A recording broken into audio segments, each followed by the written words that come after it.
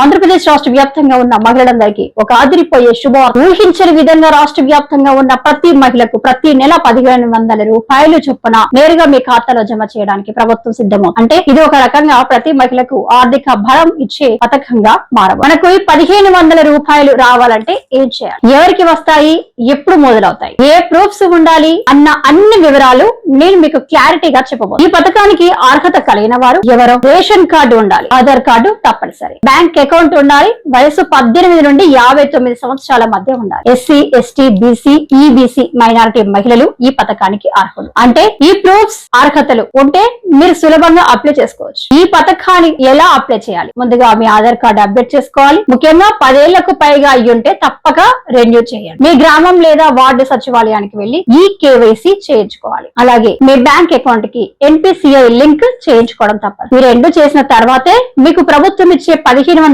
రూపాయలు ఖాతాలో. ఎవరికి ఈ పథకం రాదు అంటే జనరల్ కేటగిరీ మహిళలకు వర్తించదు. మీ కుటుంబంలో ఎవరైనా పెన్షన్ తీసుకుంటూ ఉంటే ఈ పథకం రాదు. మీ ఇంటి కరెంటు బిల్లు 300 యూనిట్లకు పైగా వస్తే, 4 చక్రాల వాహనం ఉంటే, ఇన్కమ్ ట్యాక్స్ కడుతూ ఉంటే, లేదా 1000 చదరపు అడుగులకు పైగా ఇల్లు, 15 ఎకరాలకు పైగా భూమి ఉంటే ఈ పథకానికి మీరు అనర్హులు. కానీ మీకు ఈ సమస్యలో ఏదైనా ఉంటే సంబంధిత కార్యాలయంలో క్లియర్ చేయించుకుంటే మీరు తిరిగి అర్హులు అవ్వచ్చు. మరి చివరిగా గుర్తు పెట్టుకోవాల్సింది ఏంటంటే ప్రభుత్వం డబ్బులు విడుదల చేసిన తర్వాత 48 గంటల్లోనే మీ ఖాతాలోకి డబ్బు రాకపోతే మీరు ఈ కేవైసీ లేదా ఎన్పిసిఐ లింక్ చెక్ చేయాలి. ఇప్పటికే బస్సు ఉచిత ప్రయాణం ఇచ్చినట్లే ఇప్పుడు ప్రతి నెల 1500 ఇస్తే మహిళలు చిన్న వ్యాపారాలు చేయడానికి, కుటుంబ అవసరాలకు సాయం అవుతుంది. ఈ వీడియో మీకు ఉపయోగపడుతుంది అనుకుంటే వీడియోను లైక్ చేయండి.